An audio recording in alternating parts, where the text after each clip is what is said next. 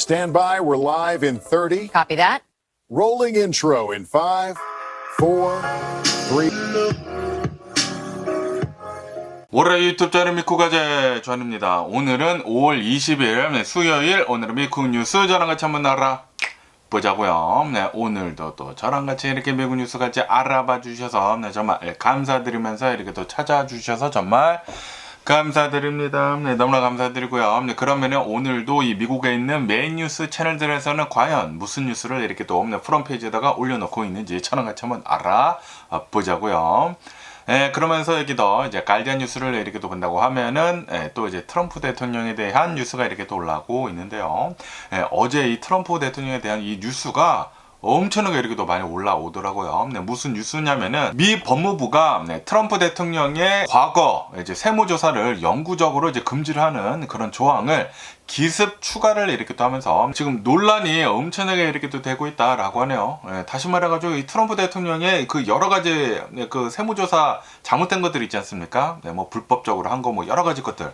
트럼프 대통령뿐만이 아니라 트럼프 대통령의 일가 전체 다, 트럼프 대통령의 아들, 트럼프 대통령의 부인, 트럼프 대통령의 사위 전체 다 세무조사를 영구히 금지를 하는 것을 기습 추가를 이렇게 또 했다고 해요. 미 법무부라고 하면은 트럼프 대통령의 끈앞풀이지 않습니까? 미 법무장관 토드 블렌치가 기습적으로 이 조항을 추가했다고 합니다. IRS 미 국세청에서는 트럼프랑 그리고 이제 트럼프 대통령의 가족들 그리고 트럼프 대통령 그룹, 그리고 이제 관련이 된 그런 기업들의 과거에 제출을 한 모든 세금 보고서에 대해 가지고 영구적으로 세무조사를 할 수가 없다. 그리고 이제 배제가 된다. 라는 것을 추가를 이렇게 했다고 합니다. 아시다시피 얼마 전에 이제 트럼프 대통령이 IRS를 상대로 해가지고 100억 달러 규모의 소송을 이렇게 또 하지 않았습니까? 그런데 이거를 취하를 했잖아요. 그냥 조건 없이 이제 취하를 이렇게 또 하면서 그 조건으로 대략 한 18억 달러 규모의 대통령 측근들의 보상 펀드를 그 합의를 이렇게 또 하지 않았습니까? 여기에 추가가 된 것이라고요. 트럼프 대통령이 과거 모든 세금 보고서에 대해 가지고 영구적으로 세무조사를 할 수가 없다. 트럼프 대통령 가족들, 트럼프 대통령의 수많은 그런 기업들 모두 다 영구적으로 세무조사를 할 수 없게 그 조항을 조용히 넣었다고 합니다. 그리고 아시다시피 거의 18억 달러나 되는 그 펀드를 이렇게 또 본다고 하면은 트럼프 대통령을 지지를 이렇게 또 하면서 뭐 난리를 쳤었던 그런 사람들한테 그 펀드가 이제 들어가는 것이라고 한다고 하거든요. 그러니까 1월 6일 의사당 난입 사건 때 그 난리를 쳤었던 그런 사람들한테 이 돈들이 가는 것이라고 한다고요. 그러니까 이제 바이든 대통령 때 이 정치적으로 억압을 받았었던 그런 사람들한테 주어지는 그런 돈들이라고 한다고 합니다. 그런데 그 돈들이 다 우리들의 세금이라고 해요. 세금에서 나온다고 합니다. 야, 이거 진짜 어제도 뉴스에서 이렇게 또 말씀드렸지만 이거 들을 때마다 너무나 짜증나고 거의 뭐 18억 달러, 1.8 빌리언 달러인데 그것뿐만이 아니라 트럼프 대통령에 대한 모든 그 세금 조사를 다 영구적으로 할 수가 없다라고 해요.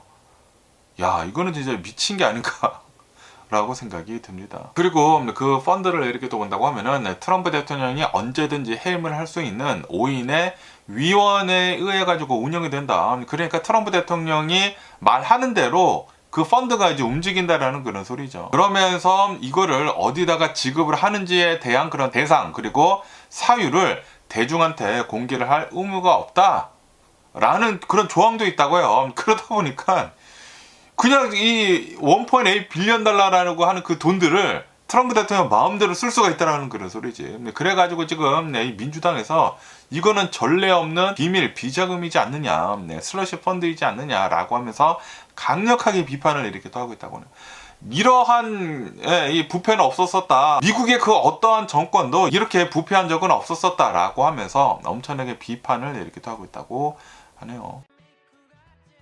그러면서 또 이제 청문회에서는 법무장관이 이제 나와가지고 그 펀드에 대해 가지고 그 펀드는 트럼프 대통령이랑 그리고 이제 아들들에 대한 보상은 하지는 않는다, 제외가 된다라고 밝히기는 밝혔지만 그런데 그 합의 문구를 이렇게 또 본다고 하면은 여전히 이제 애매모호하다라고 하네요. 1월 6일 의사당 이제 폭동 당시에 기소가 됐었던 그 인물들도 보상을 하는 데 있어가지고 아무런 제한이 없는 것으로 이제 드러나고 있다라고 하네요. 야, 진짜 지금 이 트럼프 대통령이 하고 있는 것들을 이렇게 또 본다고 하면은 완전히 트럼프 대통령만을 위한 그런 법을 지금 만들고 있습니다. 진짜 어이가 없는 게 아닌가라고 생각이 들어요. 역대급이라고 한다고 합니다. 진짜 이 미국 대통령 중에 이러한 적은 없었었다. 라는 그런 소리죠. 그러면서 또 여기도 이제 엑소스 뉴스를 이렇게 또 본다고 하면은 지금 이 트럼프 대통령이 보복 정치를 지금 이렇게 하고 있다고 하거든요. 그러면서 지금 이 공화당의 상원 지도부를 흔들고 있다라는 그런 뉴스가 이렇게 또 올라오고 있습니다. 아시다시피 올해는 이제 중간 선거가 이렇게 또 있지 않습니까? 중간 선거를 이렇게 또 앞두고 지금 이 결선 투표를 이렇게 또 하고 있거든요. 공화당은 이제 공화당 내에서 이제 결선 투표를 이렇게 하고 있고, 민주당은 민주당 내에서 이제 결선 투표를 이렇게 하고 있으면서, 그러면서 공화당을 이렇게 또 본다고 하면은 지금 이 트럼프 대통령이 보복 정치를 이렇게 하고 있다. 이 공화당 내에서 트럼프 대통령한테 좀 이제 반대되는 그런 의견을 냈었던 그런 사람들을 보복을 이렇게 하고 있다라고 해요. 지금 이 트럼프 대통령이 나를 반대를 했었던 그 공화당 의원들은 다 보복을 할 것이다 라고 하면서 지금 보복 투어를 지금 다니고 있다고 합니다. 각 주들마다 뭐 결선 투표를 이렇게 하고 있는 와중에 자신한테 반대되는 그런 후보들은 보복을 이렇게 하고 있다고 하면서, 그러면서 이제 텍사스를 이렇게 또 본다고 하면은 지금의 결선 투표를 이렇게 또 앞두고 지금 현재 의원인 존 코닌 의원 대신에 캠 팩스턴을 기습 지지를 이렇게 또 하면서 지금 이 상원 공화당 지도부가 큰 충격에 이렇게 또 빠지고 있다 라고 합니다. 지금 최근 들어가지고 10일 동안 트럼프 대통령이 리번지 투어를 지금 하고 있다 라고 하네요. 지금 이 현역 공화당 의원들을 향해 가지고 이 트럼프 대통령한테 반대를 했었던 그런 사람들한테 보복을 계속 이렇게 하고 있다라는 그런 소리죠. 그러면서 이번 이제 10일 동안 보복 투어를 이렇게 하면서 루이지애나 같은 곳을 이렇게 본다고 하면은 트럼프 대통령 탄핵에 찬성을 이렇게 또 했었던 빌 캐시디 상원 의원이 지난 토요일 예비 선거에서 탈락을 했다. 제가 전에 뉴스에서 이렇게 또 말씀드리지 않았습니까?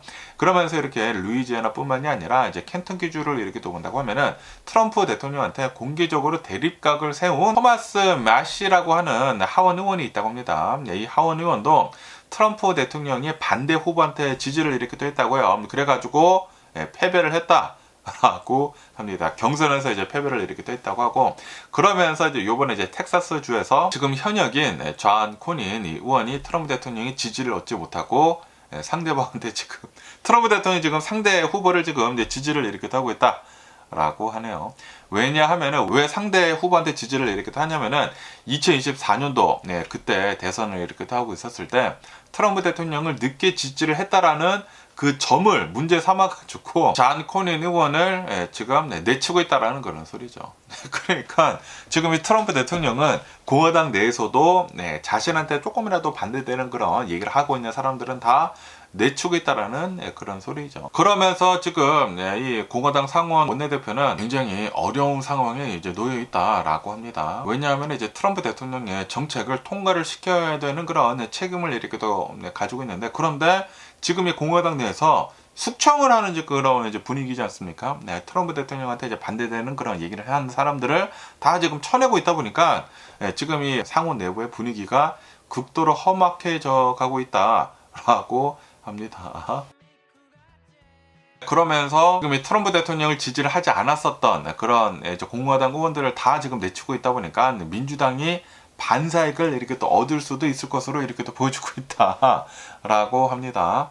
왜냐하면은 이제 공화당 내에서도 그런 인기 있는 그런 의원들이 있을 것이지 않습니까? 그런데 그런 사람들이 트럼프 대통령한테 반대되는 그런 얘기를 했다고 해가지고 지금 내쳐버리고 있다 보니까 결국에는 이제 중간 선거에서는 이제 민주당한테 질 수가 있다라는 그런 소리죠. 어쨌든 간에 지금 공화당을 이렇게 또 본다고 하면은 공화당 내에서도 트럼프 대통령한테 반대되는 그런 얘기를 하는 사람들이 점점 더 많아지고 있다라고 하네요.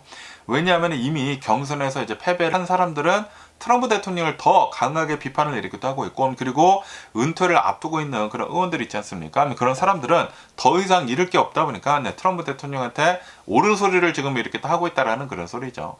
어쨌든 이 트럼프 대통령은 이 공화당 내에서 공포와 처벌을 이제 통해 가지고 당내에서 충성을 강요를 이렇게 또 해왔지만, 그런데 이게 제대로 유지가 될 수 있을지는 미지수이다 라고 하네요. 지금 이 트럼프 대통령한테 반대되는 그런 얘기를 하는 사람들이 하나둘씩 더 많이 나오고 있다라고 하네요. 네, 경선에서 지니까 더 세게 나가고 있고, 이제 조만간 은퇴를 이렇게 따니까 너 잘못된 거야. 이거는 이 공화당 이 마가의 그 정신이 아니지 라고 이렇게 얘기를 하고 있고, 예, 그러고 있다라는 그런 소리. 그러면서도 이제 계속 자르고 있다. 계속 숙청을 이렇게 하고 있다 라고 합니다. 아마 이제 공화당은 자신 스스로 이제 무너지지 않을까. 트럼프 대통령이 앞장서가지고 스스로 이제 무너지는 그런 상황을 맞이를 이렇게 또 하지 않을까라고 이렇게 또 생각이 들고요. 그러면서 또 여기도 이제 엑소스 뉴스를 이렇게 또 본다고 하면은 트럼프 대통령이 지난 대선에서 이길 수 있었던 가장 큰 이유 중에 하나가 바로 이 라티노 모럴스 때문이었거든요. 라티노 유권자들 때문이었는데, 그런데 지금 이 라티노 유권자들을 이렇게 또 본다고 하면은 트럼프 대통령한테 등을 지금 치고 있다 라는 그런 뉴스가 이렇게 또 올라오고 있습니다. 여론조사를 이렇게 또 해보니까 트럼프 대통령 아닌 것 같은데 라는 그런 얘기들이 점점 더 많아지고 있다라고 합니다. 공화당은 요번 이제 중간 선거에서 라티노 표심이 완전히 이제 공화당한테 안착을 할 것을 기대를 이렇게 또 했다라고 하네요. 그런데 여론조사를 이렇게 또 해보니까 이번 중간 선거를 이렇게 또 앞두고 이제 라티노 유권자들은 다시 유동적인 그런 상태로 돌아섰다라고 하네요. 이 민주당이나 이제 공화당과의 이제 격전지에서 이 라티노 절반 이상이 유동층이다 라고 하네요. 텔레 유니비전 이런 이제 라티노 TV 방송, 그리고 헤울스라고 하는 여론조사를 이렇게 또 해보니까 하원 의원 선거의 17개 핵심 격정지에서 라티노의 유권자들의 52% 정도가 아직도 후보를 결정을 하지 못했다. 그리고 이제 언제든지 마음을 바꿀 수가 있다라고 대답을 이렇게 했다고 하네요. 그러면서 이제 라티노들이 왜 이렇게 격전지에서 마음이 흔들리고 있는지 하고 이렇게 또 본다고 하면은 가장 큰 원인은 바로 affordability다 라고 하네요. 이제 물가 때문이다 라고 하네요. 지금 이 인플레이션이 계속 이렇게 되고 있다 보니까 삶이 너무나 팍팍하다, 살아가는 데 있어가지고 도대체 쓸 돈이 없다 라고 하면서 지금 이 트럼프 대통령 정부 뭐하는, 그러니까 이제 공화당은 지금 뭐하는 거냐 라는 그런 소리죠. 그러면서 이제 라티노 유권자들이 한 73% 정도가 재정적으로 간신히 버티고만 있는, 생존만 하고 있는 그런 상태이다 라고 대답을 이렇게 했다고 하네요. 그러다 보니까 지금 이 트럼프 대통령의 정책하에, 공화당의 정책하에 고물가와 이제 생활비 때문에 부담이 너무나 커가지고 좌절감에 도대체 누구한테 수별할지 모르겠다라는 그런 소리죠. 공화당을 지지를 하고 있었던 그런 이제 라티노들도 요거는 아닌 것 같다라고 생각을 이렇게도 하고 있다라는 그런 소리죠. 분명히 저번 대선에서 트럼프 대통령이 이거 봐라, 바이든 대통령 때문에 미국이 물가가 이렇게 심해졌다, 어포더빌리티가 완전히 개판이다, 이거 내가 대통령이 된다고 하면은 이 어포더빌리티를 내가 다 고쳐버리겠다 라고 이렇게 또 얘기를 했는데, 그런데 정작 이 트럼프 대통령이 이렇게 또 되다 보니까 지금 더 심해졌어요. 인플레이션이 더 되고 있고, 어포더빌리티는 더 심각해지고 있고, 물가는 계속 이렇게 또 오르고 있고, 그러다 보니까 삶을 살아가는 데 있어가지고 너무 힘들다라는 그런 소리죠. 그러면서 이제 트럼프 대통령의 지지율을 이렇게 또 본다고 하면은 라티노 이제 유권자들 사이에서 그 AP 조사에 따른다고 하면은 트럼프 대통령한테 호감을 가진 히스패닉의 성인 비율은 단 25%밖에 나오지 않았다라고 합니다. 25%만 트럼프 대통령한테 호감을 가지고 있다라고, 라티노에서. 그러면서 이제 퓨 리서치 조사에 따른다고 하면은 트럼프 대통령의 정책이 히스패닉계 해가 되고 있다라고 이제 답을 한 그 비율이 78%나 된다라고 하네요. 라티노들이 지금 이 트럼프 대통령의 정책들을 다 싫어하고 있다라는 그런, 78% 정도는 지금 이거 뭐 하고 있는 거야, 트럼프 대통령 뭐 하고 있는 거냐라고 라티노들이 이렇게 또 얘기를 하고 있다라는 그런 소리죠. 그러면서 저번 대선 때, 2024년도 대선 때 트럼프 대통령을 찍어줬었던 그 라티노들이 지금 지지를 하는 그 지지율을 이렇게 또 본다고 하면은 66%로 내려갔다라고 합니다.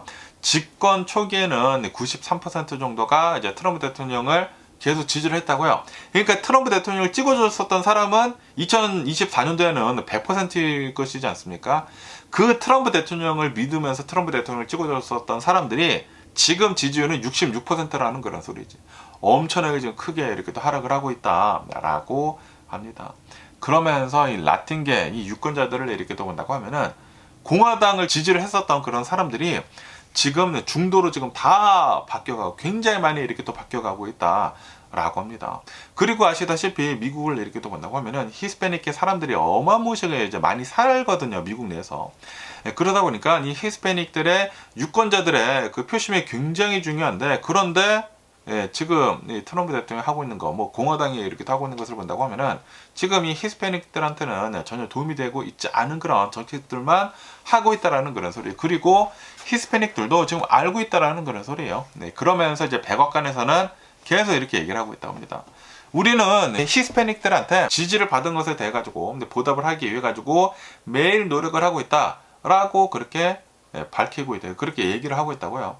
하지만 지금 이 히스패닉들, 라티노들이 이제 느끼고 있는 것을 이렇게 또 본다고 하면은 전혀 그렇지 않다라는 그런 소리죠. 그냥 트럼프 대통령, 이 백악관은 말로만 이 라티노들을 우리가 위한다, 그렇게 하고 있다는 브레인워시만 지금 하고 있고, 행동을 본다고 하면은 전혀 그렇게 하고 있지 않다라는 그런 소리지.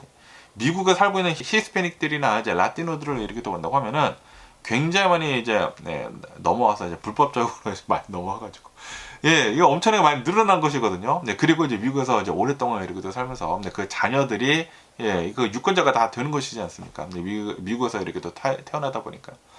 그런데 그런 사람들을 지금 트럼프 대통령이 이민 정책을 엄청나게 이제 빡시게 이렇게 떠면서 지금 몰아붙이고 있다 보니까, 라티노들이 이제 솔직히 말해가지고 트럼프 대통령을 뽑는다라는 것은 이거는 진짜 바보 같은 짓이지 않나 라고 생각이 듭니다. 어쨌든 간에 지금 라티노들도 이제 트럼프 대통령한테 지금 돌아서고 있다라고 합니다. 그러면서 또 얘기 뉴스를 이렇게 또 본다고 하면은 텍사스에서 일어난 일이라고 한다고 합니다. 텍사스에서 사이버 트럭을 가지고 있는 어떠한 이제 오너가 있다고 합니다. 그런데 사이버 트럭에 도화 모드가 있다고요. 웨이드 모드라고 이렇게 또 해가지고 물을 지날 수 있는 그 모드가 있다고 합니다. 그 사이버 트럭에 도화 모드, 그 웨이드 모드를 테스트를 이렇게 또 하려고 이 사이버 트럭 오너가 의도적으로 이제 강에 들어갔다고, 호수에 들어갔다고요. 호수에 들어갔다가 이 차가 침수가 되고 이 사이버 트럭 오너는 형사처벌을 받게 됐다라는 그런 이 뉴스가 이렇게 또 올라오고 있습니다.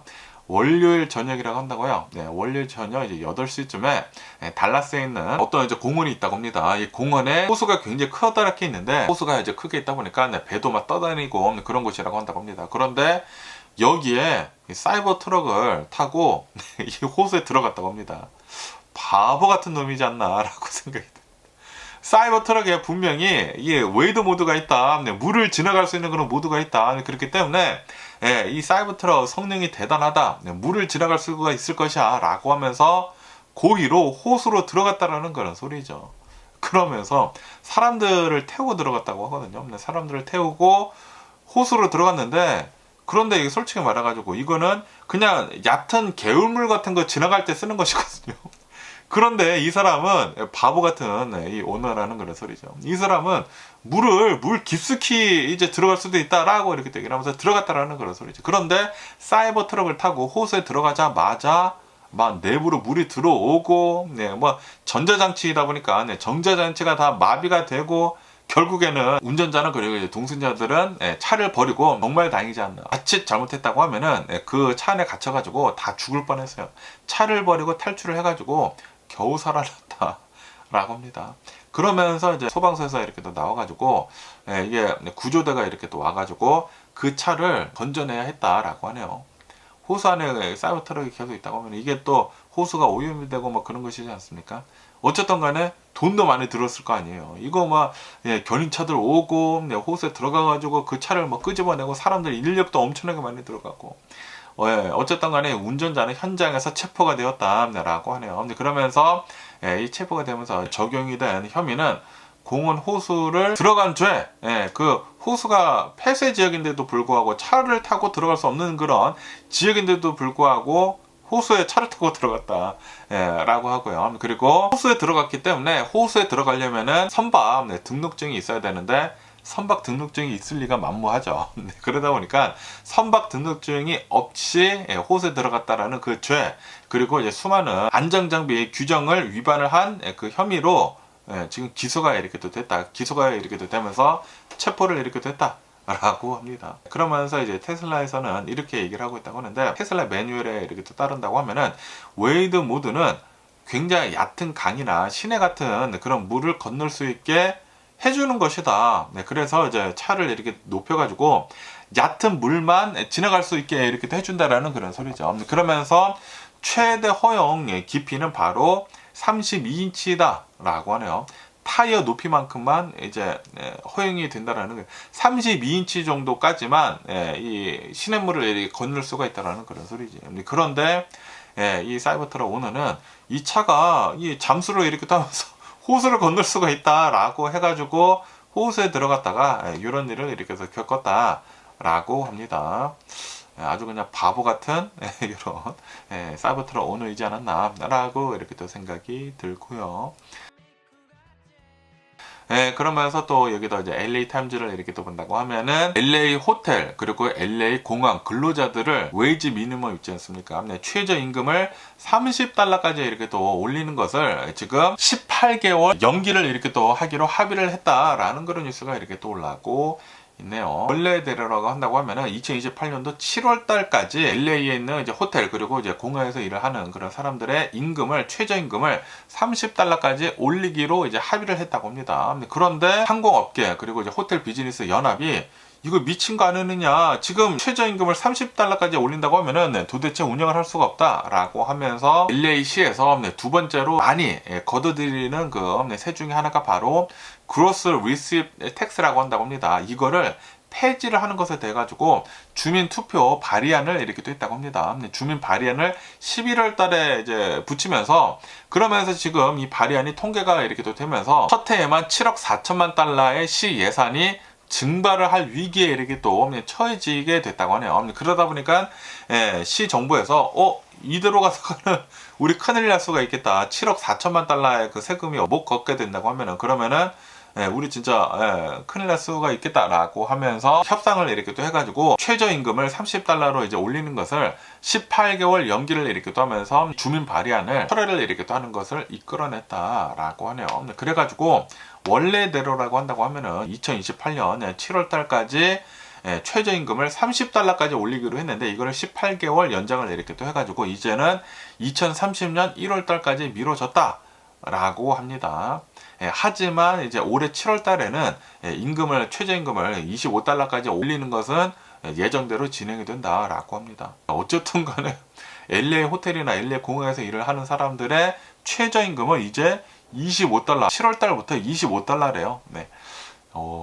그래도 어마무지하게 높네요. 그리고 이제 $30까지는 2030년 1월까지 이제 미뤄졌다고 하고, 어쨌든 간에 지금 이 $30까지 올리려고 했었던 거를 이제 미룬 것이지 않습니까? 그러다 보니까 이제 유니언, 히어 로컬 11, 그러니까 이제 노조 측에서는 지금 기업가들의 협박에 지금 이 주정부가 굴복을 했다라고 하면서 지금 비판을 이렇게 하고 있다고 합니다. 그런데 또 LA시 입장을 이렇게 또 본다고 하면은 총 수입이 또 이제 많이 이렇게 또 줄어들게 된다고 하면은 그러면은 공공 안전이랑 그리고 이제 도로 정비 같은 것들을 제대로 운영을 이렇게 할 수가 없다. 그렇기 때문에 이 합의를 할 수밖에 없었다라고 그렇게 얘기를 하고 있다고 합니다. 어쨌든 LA 호텔 그리고 LA 공항 근로자들의 최저 시급이 어쨌든 올해 7월 달에는 $25까지 올라간다고 하거든요. 와, 엄청나게 많이 올렸네요. 와. 그리고 2030년도에는 이제 $30까지 이렇게 또 올린다고 하니까 그래가지고 여기 캘리포니아에서 인플레이션이 들 수밖에 없어. 다 오르다 보니까 인플레이션이 계속 이렇게 또 된다라는 그런 소리. 이게 악순환이 계속 이렇게 또 반복이 되는 것 같습니다. 이게 오르다 보니까 물가가 오르고, 그러다 보니까 시민들은 더 살기가 어려워지고, 그래가지고 임금을 올려야 돼 라고 이제 얘기를 하고 있고, 그러면은 임금을 올리면은 또 인플레이션이 되고, 지금 악순환이 지금 반복이 되고 있는 게 아닌가 라고 이렇게 또 생각이 들고요. 그러면서 또 이 뉴스를 이렇게 또 본다고 하면은 또 이제 안타까운 이런 뉴스가 이렇게 또 올라오고 있는데요. 이 LA 밸리 지역에서 어떠한 아이가 자동차에 방치가 돼가지고 사망을 하는 그런 일이 일어났다라는 그런 뉴스가 이렇게 또 올라오고 있네요. 어제 일어난 일이라고 한다고 합니다. 어제 화요일에 멜리 빌리지라고 하는 이 지역에서 어떠한 차량에 어린이가 방치가 됐다고 하네요. 방치가 이렇게 또 돼가지고 사망한 채 이제 발견이 되었다 라고 합니다.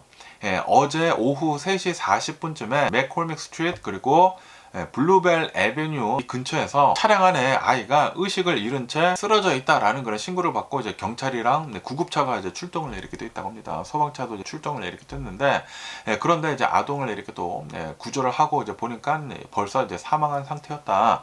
라고 합니다. 그러면서 왜 이런 일이 일어났는지 하고 이렇게 또 보니까 이 어떠한 남성이 카풀 운전을 이렇게 또 했다고 해요. 그런데 카풀 운전이지 않습니까? 카풀 운전이다 보니까 이게 아빠도 아니라고 해요. 아빠도 아니고 이게 뭐 돌아가면서 이렇게 카풀 운전해 주는 게 있나 봐요. 아이들을. 그런데 이 카풀 운전해 주던 이 사람이 남의 아이를 그냥 두고 내렸다라는 그런 소리지. 내리고 이런 사고가 이렇게 또 일어났다라고 합니다. 그러면서 이제 사망한 이 아이를 이렇게 또 본다고 하면은 4살이었다라고 해요. 4살이면서 이제 남아였다라고 합니다. 그러면서 이제 유족 측 변호사는 운전자는 아버지가 아니라 카풀을 같이 이렇게 또 운행을 했었던 이웃이었다라고 하네요.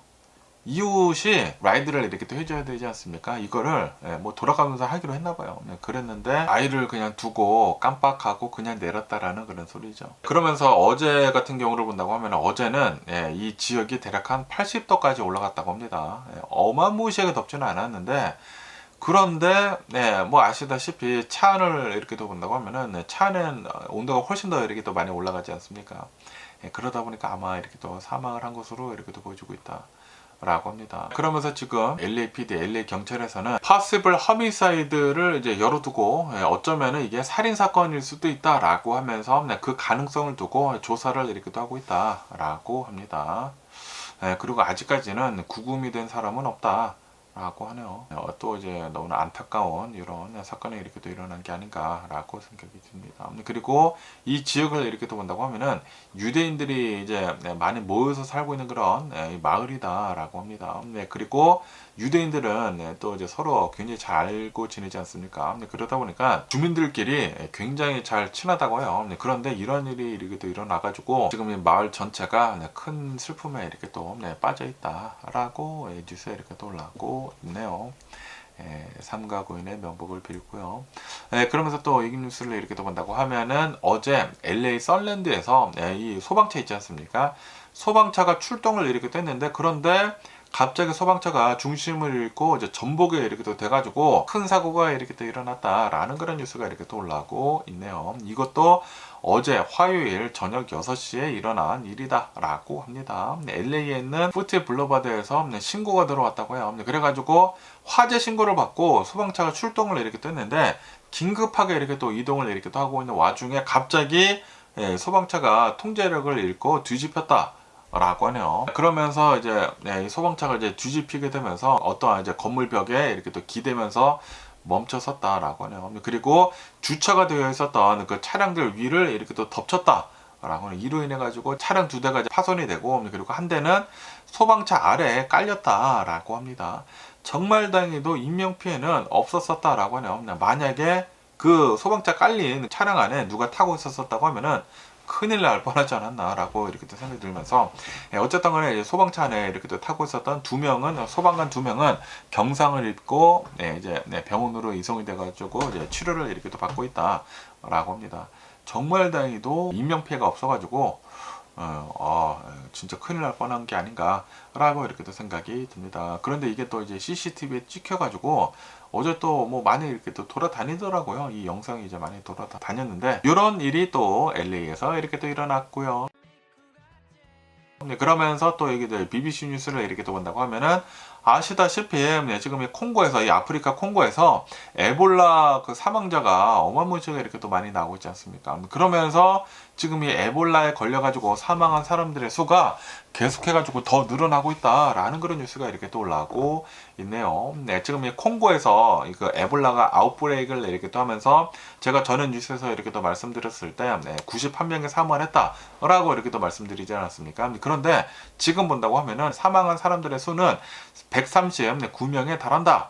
라고 합니다. 139명이 에볼라에 걸려가지고 사망을 이렇게 했다고 하고요. 그리고 이 에볼라에 걸린 그 의심 사례가 600건이 지금 나오고 있다라고 하네요. 그러니까 한 600명 정도가 지금 에볼라에 걸린 것으로 이렇게 또 보고 있다라는 그런 소리죠. 와, 지금 큰일 났습니다. 네, 그 콩고 근처로 해가지고 다른 나라들까지 지금 조금씩 지금 퍼지고 있다고요.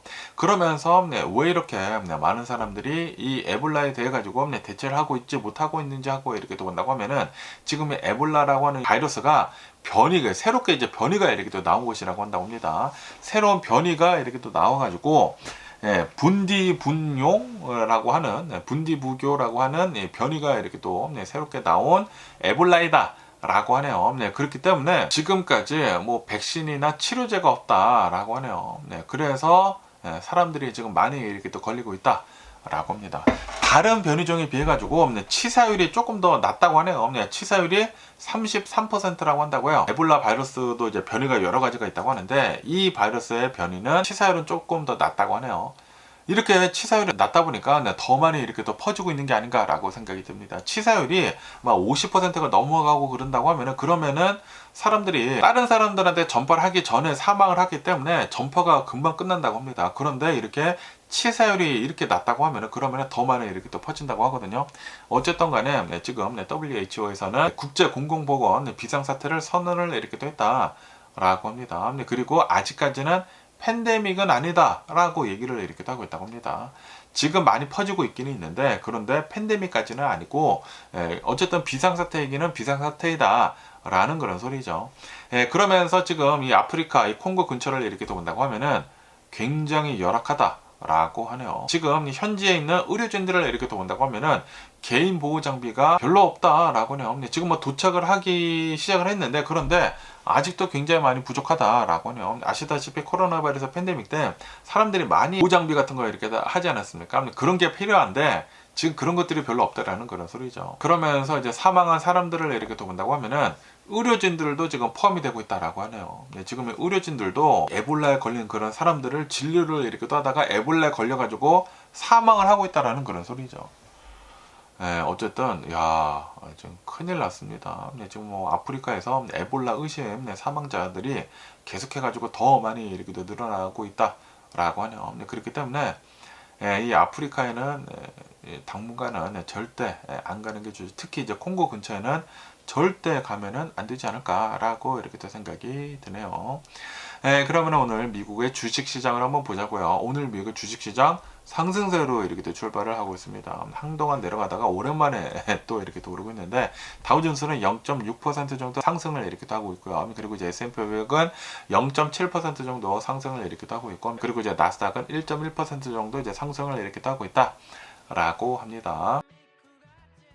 그러면서 왜 또 주식이 조금씩 이제 올라가고 있는지 하고 이렇게 또 본다고 하면은 지금 미국하고 이란의 전쟁이 아직 안 끝나지 않았습니까? 전쟁 속에서 원유 가격이 지금 내려가고 있다라고 하네요. 서부 텍사스 원유 WTI가 3%가 하락을 이렇게 해가지고 $100 정도를 기록을 이렇게 하고 있다고 하고요. 그리고 브렌트유는 4%가 하락을 이렇게 또 해가지고 $106 선에서 거래가 되고 있다라고 하네요. 그래가지고 인플레이션 우려를 약간 이제 덜어내면서 지금 주식이 다시 상승을 하고 있다.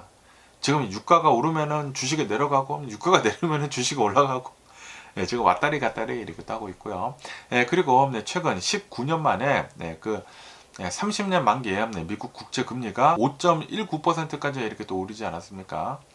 그런데 이게 소폭 하락을 이렇게 했다라고 하네요. 그래가지고 주식이 지금 살짝 이렇게 또 오르고 있다라는 그런 소리죠. 어쨌든 간에 이제 엔비디아에서 조만간 실적 발표를 이렇게 또 한다고 합니다. 실적 발표를 이렇게 또 앞두고 투자자들이 이 엔비디아 실적이 어떻게 나오는지에 대해 가지고 지켜보고 있다라는 그런 소리지.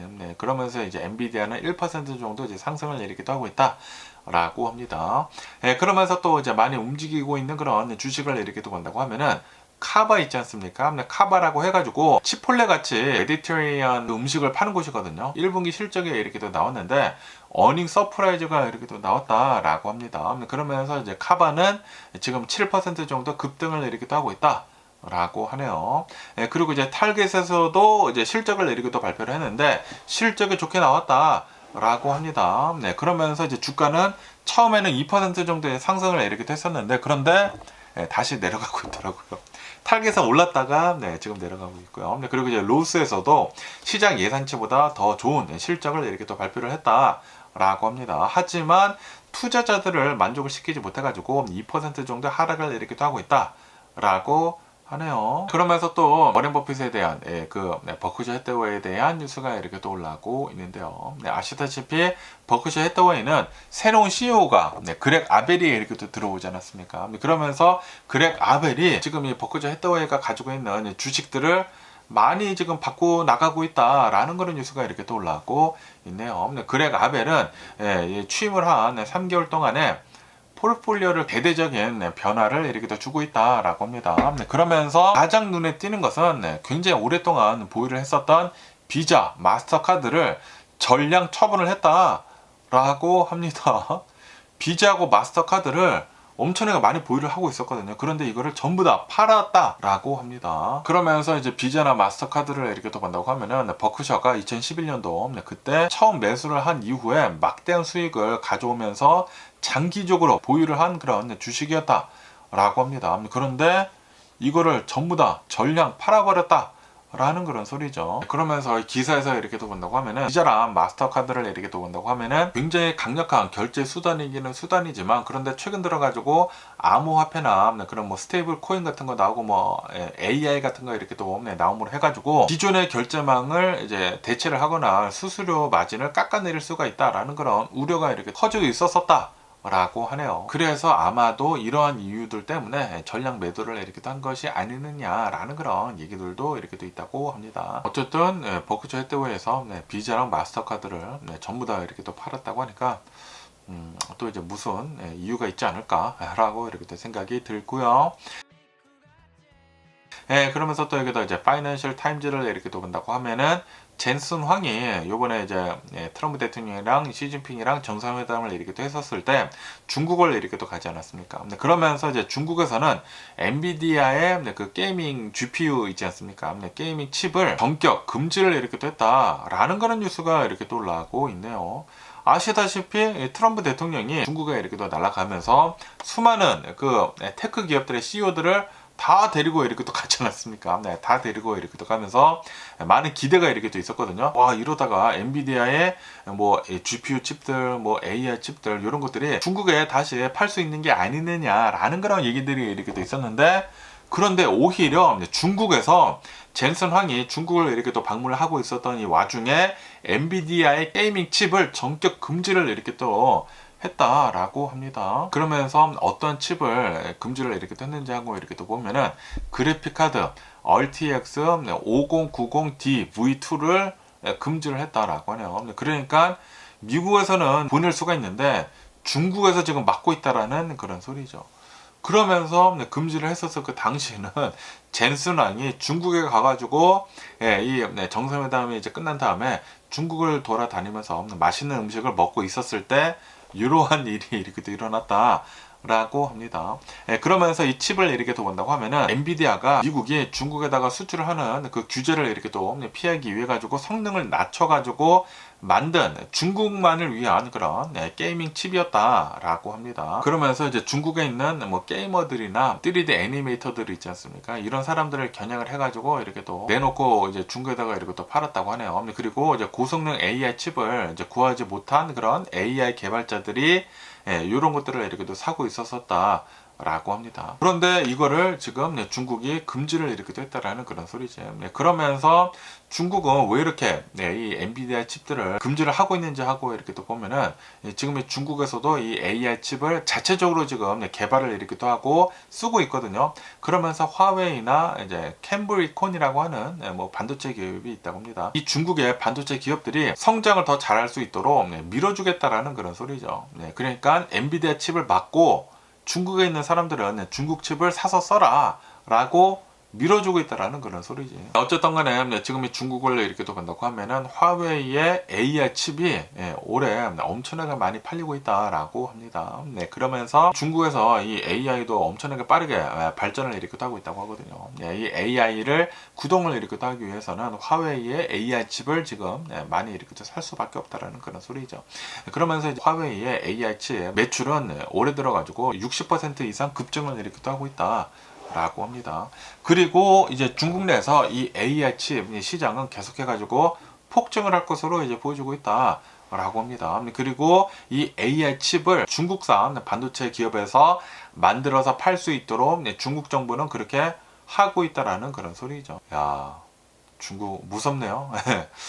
이 정부에서 어마무시하게 이렇게 또 밀어주고 있기 때문에 이대로 간다고 하면은 중국이 진짜로 엄청나게 빠르게 이 기술 기업들을 미국을 다 따라잡고 넘어설 수도 있는 게 아닌가 라는 그런 걱정이 들기도 합니다. 그러면서 또 여기 뉴스를 이렇게 또 본다고 하면은 제프 베조스가 전 아마존 CEO 있지 않습니까? 제프 베조스가 이렇게 얘기를 하고 있다고 하네요. 미국인들 소득 50%는 소득세를 면제를 해야 된다라고 그렇게 주장을 하고 있다라는 그런 뉴스가 이렇게 또 올라오고 있습니다. 제프 베조스는 인터뷰를 이렇게 또 하고 있는 와중에 현재 상위 1%가 전체 세수의 40%를 내고 있다. 그리고 지금 현재 하위 50%가 전체 세수의 3%를 내고 있다라고 이렇게 또 얘기를 하면서 하위 50%는 세율이 3%를 내는 것이 아니라 그냥 0이 되어야 한다라고 그렇게 말을 했다고 합니다.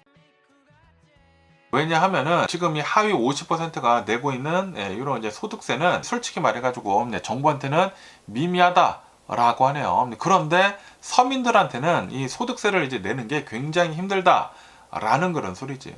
소득세를 내는 게 굉장히 힘든데도 불구하고 정부한테는 3%대밖에 기여를 하고 있지 못하고 있다 보니까 그냥 차라리 소득세를 0으로 만들어라 라는 그런 소리죠. 그러면서 이제 제프 베조스는 연봉 75,000달러를 받는 간호사들한테는 정부에서는 세금을 달라라고 할 게 아니라 오히려 사과를 보내야 된다, 애플을 보내줘야 된다 라고 이렇게 또 얘기를 하면서 이렇게 적게 벌고 있는 사람들한테는 그냥 인컴 텍스를 받지 말아라 라고 제프 베조스는 얘기를 하고 있다라는 그런 소리지. 그러면서 그냥 이 부자들한테 조금 더 뜯어라 라는 그런 소리죠.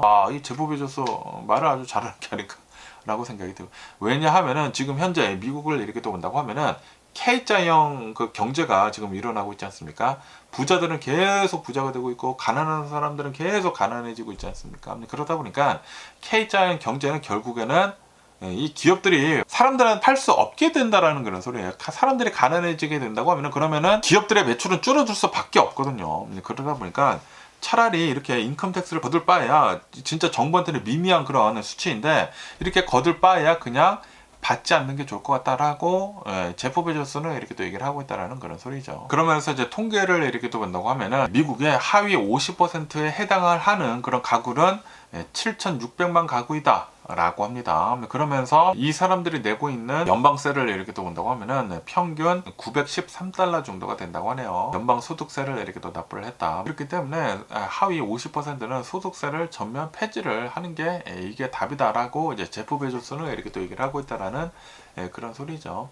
이런 뉴스도 이렇게 또 올라오고 있으면서 그러면서 또 얘기 뉴스를 이렇게 또 본다고 하면은 지금 이 기름값의 폭등을 이렇게 또 하고 있으면서 굉장히 많은 사람들이 전기차로 전환을 이렇게 또 하고 있다라는 그런 뉴스가 이렇게 또 올라오고 있습니다. 지금 뭐 에드먼드 데이터에 이렇게 또 따른다고 하면은 지금 이 전기차를 구매를 하는 사람들의 수가 7% 정도 증가를 이렇게 또 하고 있다라고 합니다. 그리고 이제 전기차 재구매율도 상승을 이렇게 또 하고 있다 라고 하네요. 그러면서 아시다시피 작년에 트럼프 대통령이 전기차들한테 주는 그런 인센티브를 없애버리지 않았습니까? 보조금이 줄었는데도 불구하고 지금 이 전기차들을 선택을 하는 그런 사람들이 지금 많이 늘어나고 있다라고 합니다. 왜냐하면은 바로 이제 유가가 폭등을 이렇게 하고 있기 때문에 트럼프 대통령으로 인해 가지고 사람들이 도대체 기름차를 탈 수가 없다라고 하면서 차를 바꾸는 김에 그냥 전기차로 갈아타고 있다라는 그런 소리죠. 그러면서 그 전기차 평균 거래액을 이렇게 또 본다고 하면은 49,275달러이다 라고 합니다. 대략 한 5만 달러 정도이다. 굉장히 비싸다라는 그런 소리지. 그래서 전기차로 이제 갈아타는 데 있어 가지고도 어느 정도 걸림돌이 이렇게 또 있다 라고 하네요. 그리고 이제 최근 들어 가지고 이 전기차 리스 반납을 하는 게 굉장히 많아지고 있다 라고 하네요. 그 물량이 이렇게 또 많아지다 보니까 중고 전기차 시장이 굉장히 지금 활발해지고 있다 라고 합니다. 지금 이 중고 전기차들이 많이 이렇게 또 나오고 있다 보니까 중고 전기차들의 가격이 굉장히 지금 좋게 저렴하게 지금 형성이 되고 있다라고 합니다. 거기에다가 지금 기름값이 이렇게 또 높아지고 있다 보니까 굉장히 많은 사람들이 중고 전기차도 괜찮겠네 라고 하면서 이제 중고 전기차도 이렇게 또 많이 사고 있다 라고 하네요. 예, 뭐 어쨌든 간에 오늘 제가 본 미국 뉴스는 여기까지고요. 오늘도 제 영상 끝까지 시청해 주셔서 정말 감사드리고요. 항상 건강하시고 행복하세요. 네, 그럼 안녕히 계세요. 그리고 내일 봐.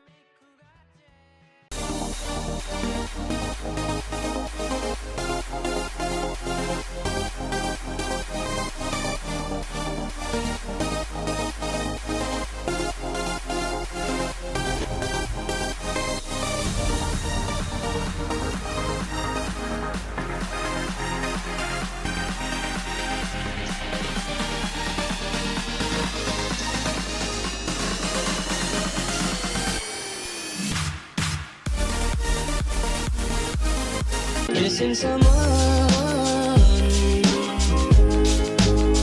with all your heart. Missing someone.